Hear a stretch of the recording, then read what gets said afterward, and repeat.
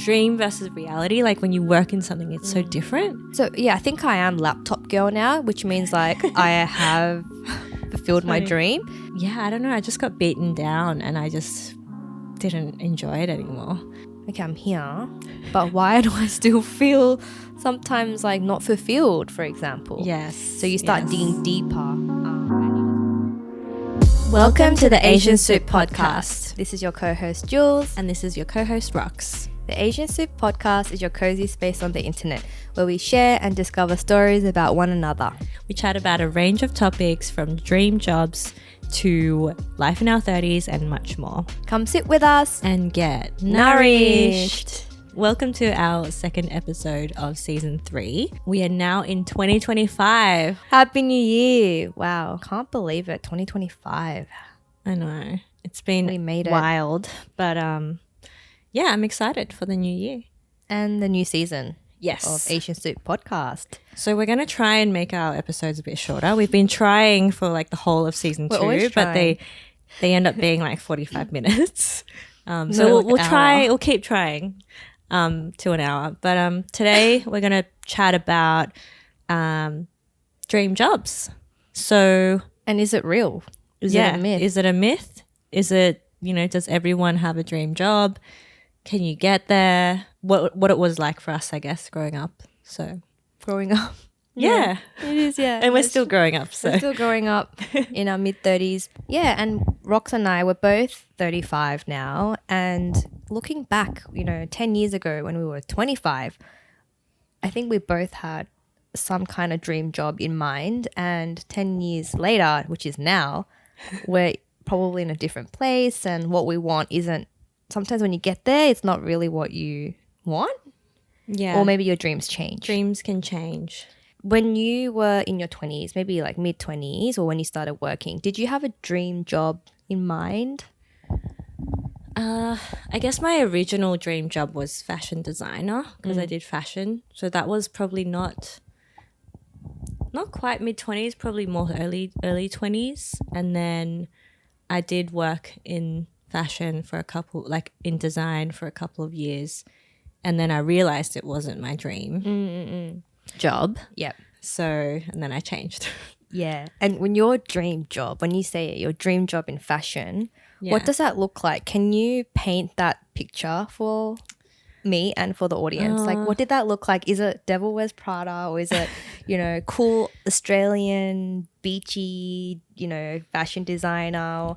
What did it look like for you? Honestly, okay. I guess in my dream at the time, because I had a few friends that were gonna do their masters overseas. I had a friend who was doing their masters in Paris, and they ended up working at like Givenchy or like a big brand. And then I had another few friends who went to New York to keep studying masters, and I think they went on to work or at least intern at some bigger New York brands. I knew that I wasn't going to do masters in fashion. I knew that, I did fashion and international studies. So I knew that I was going to try my best to find a job ASAP, and my goal was to rent and like move out of home and live with some housemates or something. So that was my goal. And then so in Australia, so knowing that I would be working in Australia, there's probably a few brands at the time that some I actually interned for and some maybe I didn't intern for, but at the time there were brands like Dion Lee, Zimmerman was always big. There was Beckenbridge. I think it was already getting a bit more commercial, but still good. There wasn't Age wasn't around yet. I remember going for an interview at, I don't know if this is too much info, but I remember going to an interview at Basic. Oh, yeah. Bassike. Yep. And their offices are in, at the time, I don't know where it is now, Girraween or Wirraween, like in the northern beaches. So I was like, Narrabeen? Yeah, like it was pretty far. So I was like, I don't know if I can work there.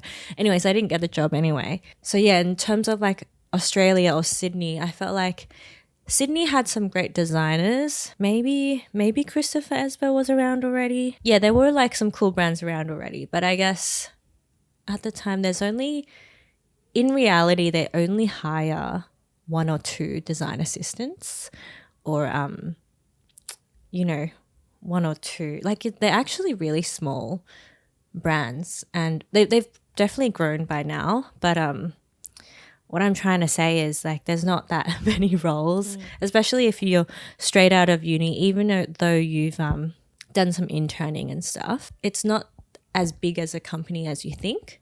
So those jobs might not be available. So either you could keep interning. I don't know if some people might have worked like part-time for a bit or offered to help out for like 1 or 2 days paid, or some people might have been paid in, I don't know. But to properly be on the books in a cooler Aussie designer brand, there's only like a few roles, or there's already people working for them. So yeah, if you're really lucky, I think you could have gotten that, but I think straight out of uni is pretty tough. So I ended up getting, sorry, I'm going really deep into this, but I ended up getting a design assistant role for like a fast fashion brand. It was still exciting, like it wasn't bad, but I guess the type of dresses we were doing, it was like $100-ish to $200. It was kind of like the brand, it's not around anymore because Zara and stuff, H&M and online shopping kind of took over.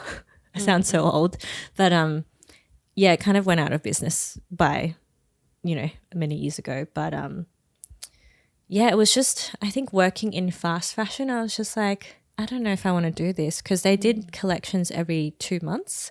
So you're like churning out new designs, you're negotiating fabric costs to lower the cost. Even if you say you're designing something and you're like, oh, I really want to use this fabric because like it looks so awesome, budget, right? You want to make the cost of that dress for this category this price.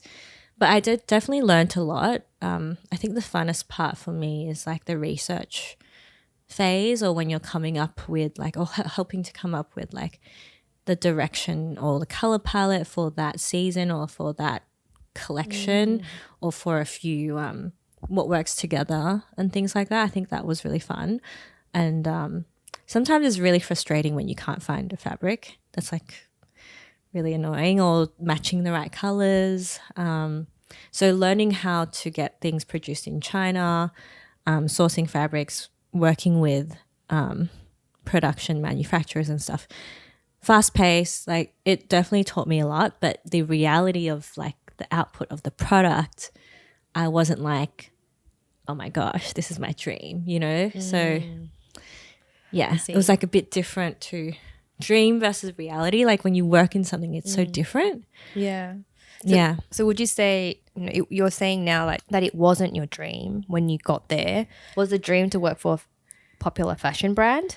I think a lot of designers, when you do fashion, your dream is to have your own brand or work for a really prestigious or well-known, amazing designer that you like really believe in as well.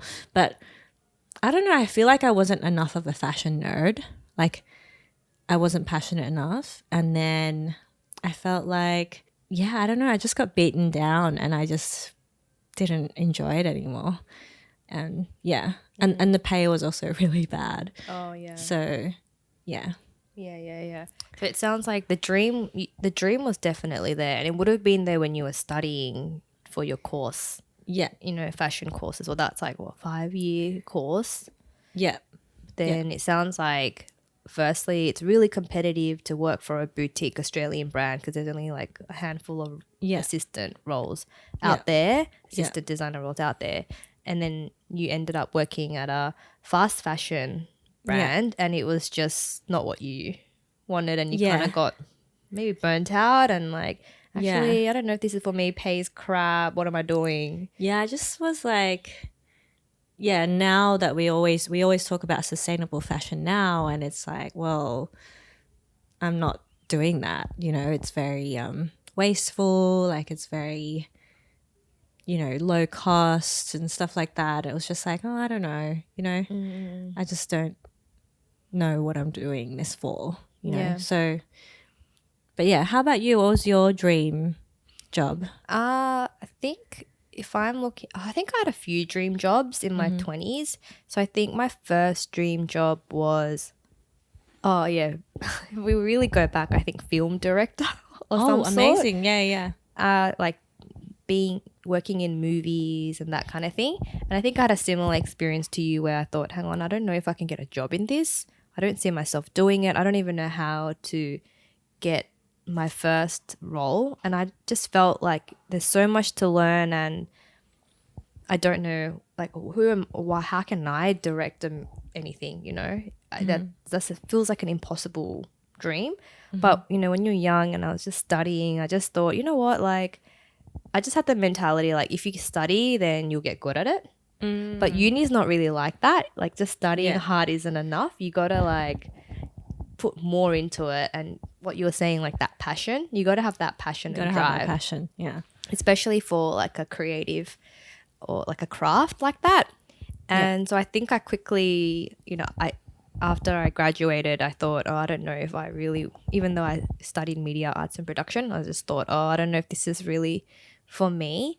So I sort of folded that dream, and then you did try to intern at on a film set. Oh yeah, I worked at a film set and 2 different film sets. I was part of the art department where they like decorate.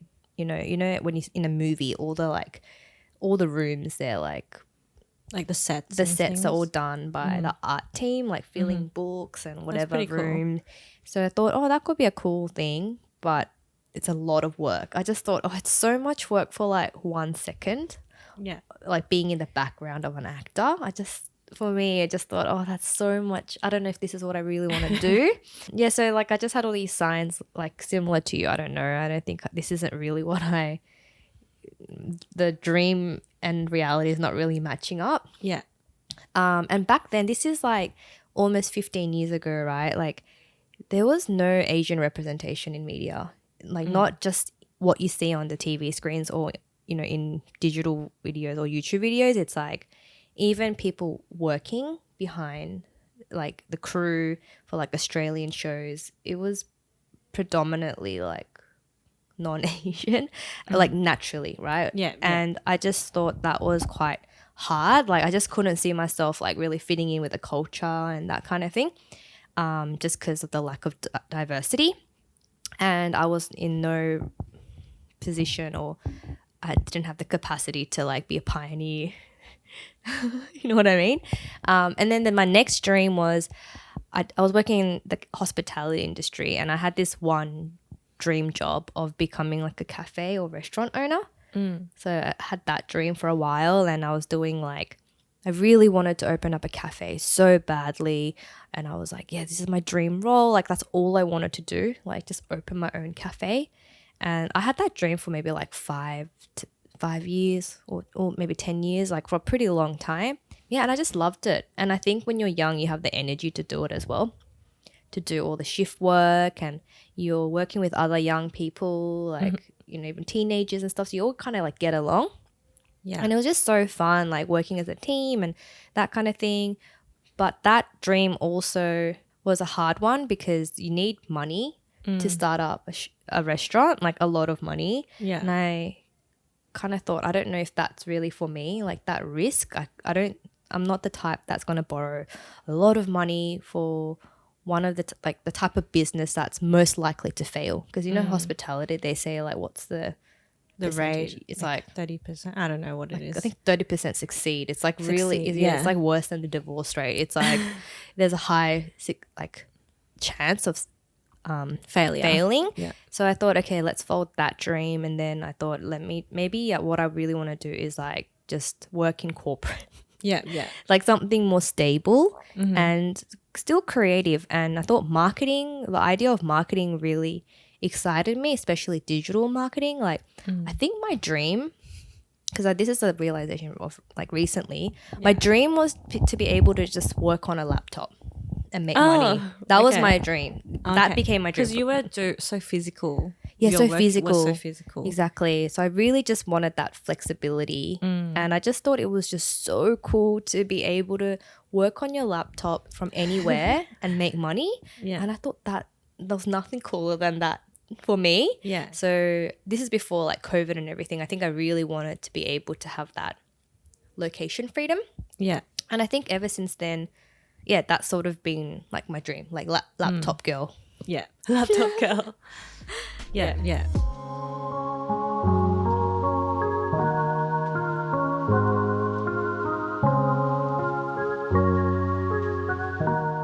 It's kind of sad when you're at that point of like realizing this dream is over, you know, and facing that. It feels like a failure at the time, I think, because you wanted to hold on for so long and you're trying so hard, and then you're like, actually, I don't think I can do this. Like that feeling sucks. It really does. Like now that I'm fine now, but I know at the time it's like a bit sad, you know? Of course. Yeah. Now that you mention it, it brought back some old memories. Like, Yeah. you know, we can talk about it all lightheartedly, Yeah. but every time that we folded a dream, Yeah. that was, yeah, there's a lot. It's hard because hard. a lot of the like a times you fold heartbreak. the dream because you had lots of setbacks, Yeah. Yeah. and then It's you like have to giving make, up. It's like you're giving up something. Yeah, I remember like friends at the time were like, "Oh no, keep going, you can do it." Like, well, you know, like having that, but you're just like, "No, I'm done." But yeah, it's kind of sad. it is sad. But then they say some things, you know, like even with businesses, New doors open. new you doors know? open, Yeah. and I feel like we ended it because we knew there was something better was for it. us. Yeah, and yeah. sometimes you Like- just change. Yeah, yeah. That was all we could give for Yeah. that part of our Yeah. lives. Yeah. Someone once told me, like, even with businesses, like, if you open up all these businesses, like a really good businessman or woman would know when to stop Let the go. business. Yeah. Yeah. Because, like, it's not Or making even money, sell it's it. not working Yeah. for you. Yes. Or, Or sell it when it's good or yeah, something. yeah. And I think that's the same with maybe dreams. Maybe there's, I don't know, we don't want to crush anyone's Yeah. dreams out there. Yeah, this is a good call out, because it's like it's very just unique to our careers, these dreams, or dream jobs, because I guess our careers aren't that like set in stone dream jobs. We're very similar, like Yeah. our career wise, how we've changed and stuff.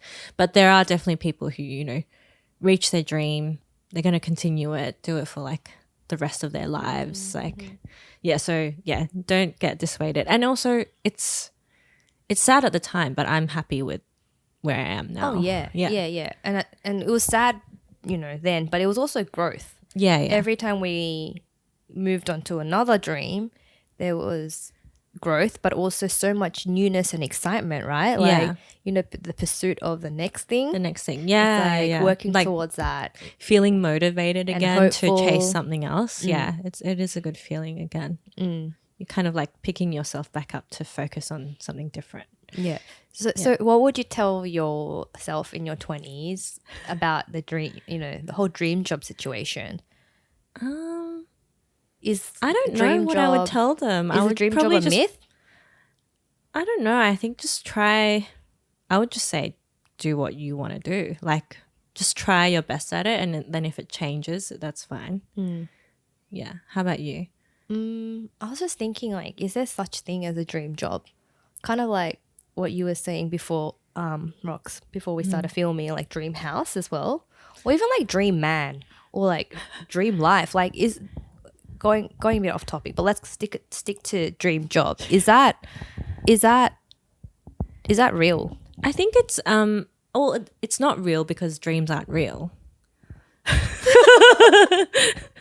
Like it's a place. It's where you want to get to. It's like a motivation. It's like, okay, that's like your North Star. Like that's the dream, and I want to get to that dream, and that's what you're trying to do. Some people might reach it, but it's like I think it gives you direction. Yeah, North Star. I like that. Like I don't think it's definitely not real, as in reality. But it could be if you think you've reached it. But I think I'm the type that I never think I reached my dream. But like Do you know what I mean? Like, yeah. Well, Like actually, it's real in the sense that you're allowed to have dreams. That's what I'm trying to say. yeah, I think it's good to have. I don't know about dream job, like personally. Like if I told like myself in my 20s, I think I would say, oh, there's no such. I don't think there is such thing as a dream job. Personally, like you can dream of it, but I think the focus should just be more like, oh, what do you want to like? What are your values and what do you enjoy doing, and try to align to that more than like the idea of a dream job, because it's like, what are you basing that off anyway? You Yeah. know, like cafe owner, fashion designer. Everything's actually really hard. That's what I would say. You mean the Like jobs the or actual dream, getting there and realizing that dream is nothing's easy, I think, in life. Right? Like owning a cafe isn't easy. yeah. You know, people who have become like the dream fashion designers, I'm sure it's not an easy job. Yeah. It is also nice to have that dream Yeah. as well. I wouldn't say dream job is a myth, because it is a dream by definition. But some people reach their dreams. Like I'm just saying, you know, if someone wanted to become a doctor and they became a doctor, like that's reaching your dream, right? Yeah. Yeah. So And technically you reached your dream of like working in fashion, and then you worked in fashion. Maybe not like the exact type of role, that you wanted or company. I guess. That's a very positive way to look at it, but that's definitely not how I look at it. Yeah. Yeah, I think let me add I think dream jobs, it's nice to have. That's my answer. Like if you have a dream job, keep dreaming. There's nothing wrong with it, because I think even if you don't land your dream job, I truly believe that whatever you dream or you work towards, it manifests in a different way. So I've said that to Rox before. Like I don't know if you remember, but I've said, Rox, you're actually like living your dream. Like, because working in fashion, like starting your own brand, you know what you just said. Yeah. Rox actually has a fashion brand, like a sustainable fashion brand that, you know, is beautiful, and it's aligned to what, you know, you and Kendra believe in. Like that's so cool. And it's not easy to that pull was off. like realizing a different dream as well, like having our own brand. So that's like a success in itself. So yeah, I'm happy about that too. Yeah. So check out Kinmade. So yeah, don't stop dreaming.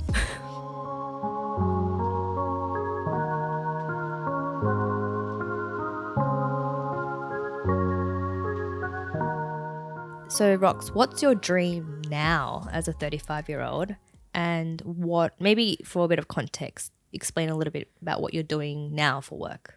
After fashion, I had a little quarter life crisis, and I also thought that I was really into digital marketing, and I thought I went to do a master's of commerce and did marketing, and then tried to work in marketing. And at that time I thought I want to be a brand manager, or I want to be like head of marketing one day, or like CMO, like crazy, you know. I don't know why I thought that, but I did. and then I worked some small marketing jobs, you know, like coordinator roles and stuff, and did some different things, and I did that for a few years. And then now I kind of moved, because it's digital marketing, you touch e-commerce very easily.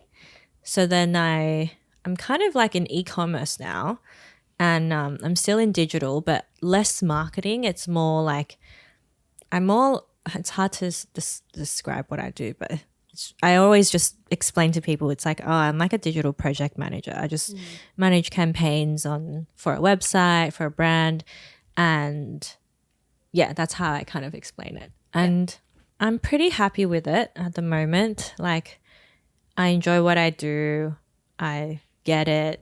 Like, I'm getting more confident in my role. And I think it's a good balance of being challenged and having enough to do, and having also being able, I think an important part is before, because working in fashion, it was kind of like a bit of a burnout industry. But yeah, being able to finish at 5, but that might be an Aussie working culture thing too.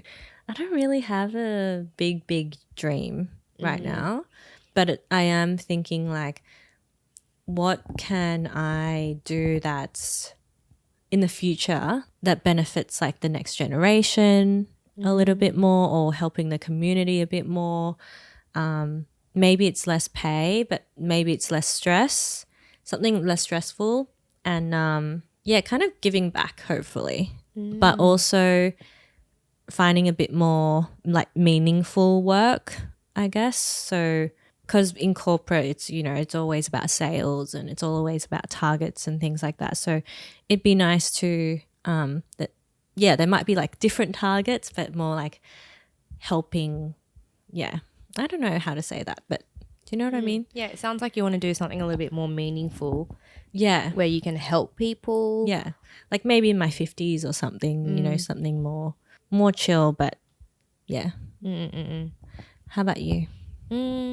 Okay, so for me now, what am I doing? I'm working as a digital content person and for a company, and I just do like customer communications or like digital content on websites, and it's kind of changed from what I used to do, but it's still similar. Like I've always been in like content or digital marketing, but I've sort of evolved more into the content side. That's why also this podcast makes so much sense, because this is content of some sort. So yeah, I think I am laptop girl now, which means like I have fulfilled my dream. Yeah, And you know what's so funny? definitely have. Can I tell you something so funny? I actually asked ChatGPT. I said, "Hey ChatGPT, knowing like what you know about me, can you draw me a picture of my future self, like Okay. in my retired life?" What was the picture? It was a picture of an older lady on a laptop, like in this tropical area, but in her house with her greyhound. Oh, that's nice. Yeah, and Ryudo wasn't. My partner wasn't in it, so I was like, "Can you include my partner in the picture?" Yeah. But that was so funny, and I just thought, oh my god, even in my future, like ChatGPT knows that I'm laptop girl. Yeah. I love laptop girl. Please put the photo of laptop girl. Okay, I'll here. try and put it here of what ChatGPT drew for me. So funny. So cute. I just think like it's the idea of like the laptop being a really powerful tool. Yeah. Because you can do anything on a laptop. You can like make so much money, for example, on a laptop. You can save people's lives like just through a laptop. But yeah, I'm like living the dream, or my old dream now, which is really cool actually. Because then it makes you think, right? Like I've arrived at my dream and I'm like, oh, okay, I'm here. But why do I still feel sometimes like not fulfilled, for example? Yes. So you start digging deeper. And you just realize you change, right? Like you get there, but then it's not like you didn't want to be there. You're happy you're there. But sometimes by the time you've arrived, you might notice something different. Like, I actually crave, I love being laptop girl and having freedom, but I actually like being around people as well. Or nature. Or like nature. Traveling, yeah. Yeah. Yeah. And yeah, dream job now, I think it would have to be... Also similar to Rox, like e-com is something that I worked in, and I started like a little e-commerce shop. Yeah, you should check it out. You can check it out. It's called peppergrey.com.au. That's the website, and I sell dog collars. And I've been doing it for a year, and I don't know, have I mentioned it on the podcast before? I don't know if you have, actually. Maybe I've definitely I have. mentioned my brand. Yeah. I think because it was so new, Yeah. I was like, oh no, let's not talk about it. And then we didn't record for a really long time. So guys, when we weren't recording for between seasons 2 and 3, that's where a lot of my energy was going to But my that's like dog another collar business. dream, you know? That's like a business dream. Yeah, I think I always had like the dream of opening my own business. And I think now I'm actually living a little bit of that dream, because I started a business and I'm actually making like sales. Yeah. It's definitely nowhere enough for me to like quit my job or anything anytime soon. Yeah. But the fact that I can actually like make a bit of money, it's like sometimes I have to be like, huh? Like, That's oh my awesome. gosh, like I made a few $100s. Like it's just really cool. Yeah. And And I'd the collars say- are really cool too. Oh, thank you. Yeah, check out my brand, peppergrey.com.au. I would say my dream now is to be able to grow that business and to be able to have a team of people. Still be laptop girl, but with a team around the world or something like that, or based in Sydney. And I would love to be able to have that. Like lately, I've got this like word in my head, which is like, I'd love to be able to make life-changing money. That's like my new life-changing money. Not just money. Like we've got to be specific about these goals, guys. What's life-changing money? Money that changes your life. Like how much? I don't even know exactly how much life-changing money is, but it's got to be a lot of money, right? Like it's enough that I could help my friends out if they're in a pickle, or like I don't have to check the dinner bill if I pay. Or maybe it's I can book holidays and I don't have to worry. Or maybe I can fly business class without having to like calculate and feel like, oh my God, I'm spending so much. Like it's the type of money where, it changes your life. Your life. Yeah. And maybe I have like multiple properties. I don't know. I like the life-changing word. Yeah. Phrase. Change my life, please. Yeah. And ever since I thought of it that way, I just really like it because it creates a bit of a clearer goal for me. Because just, making a bit of money through a business, I feel like that's something that anyone can do. But to be able to like grow it to the next level is like not easy. Not easy. I have actually no idea how to do that. But even just putting that goal out there is cool. So I'll say that is my new dream. But you know what? I like it. I know for a fact when I get there and I am making life-changing money and my business has grown. You have another dream. I'll be like, huh? Like, now I want this. Yeah. All I want is the simple things in life. Like, But that's the balance, right? So, yeah. Yeah. So I think like knowing that, I want to also appreciate what I have now. Because, for example, I think we're going to talk about this in the next episode, but I'm like dropping all the hints. But that are aging parents, for example, like how to help them. Yeah, or what the time we have with our parents is not forever. Like we won't be able to have that time in 10 years' time. Like not the same, right? So sometimes I think like what you really want is like actually right in front of you. That is true too. Yeah. Yeah, I guess having gratitude for what's in front of you is a bit different to having a dream job or a dream. Like I think both can coexist, but you don't want to that's true. Forget. You don't want to like depends how bad things are and things like that, but I think the dream, whatever that dream is, it's like keeps you going for yourself. Sometimes it's nice having something for yourself to dream about. Yeah. And it's got nothing to do with your family or your partner or responsibility. Like sure, there might be a bit of responsibility there, but yeah, it's just something nice to be able to work towards something. That's true. For yourself, and then yeah. I love what you said, that it can coexist. Yeah. Like you could still race for your dreams, but also be grateful for what is around you and what you have now. Yeah. Like I would think, there's time with your parents, but like I feel bad for saying this, but like I'm sure my parents would be, over it if I was there with them 24/7, right? Like it's like what's the quality time versus being around, because I don't know, I feel like as a parent they probably want you to do your thing and chase your dream. Yeah, that's true. So but I think aging parents, that's going to be another topic coming up. Good hinting.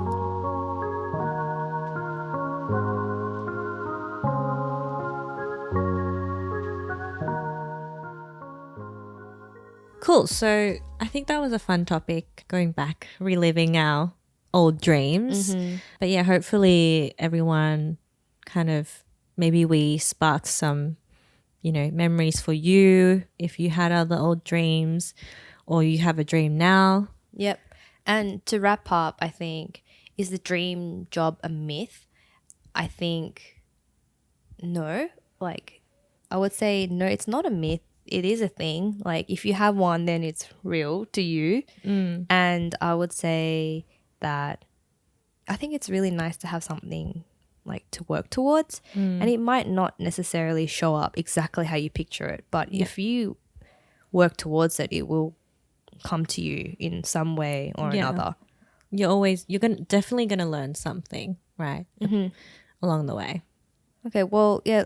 Do you guys have a dream job, or have you reached your dream job, and how did you feel when you got there? Or do you think it's not real? Is that something you don't even think about? You just go with the flow? Let us know in the comments in our YouTube video, or send us a message on Instagram at Asian Soup Podcast. Thanks for tuning in. Thanks, everyone. And we'll see you in the next one. See ya. Bye.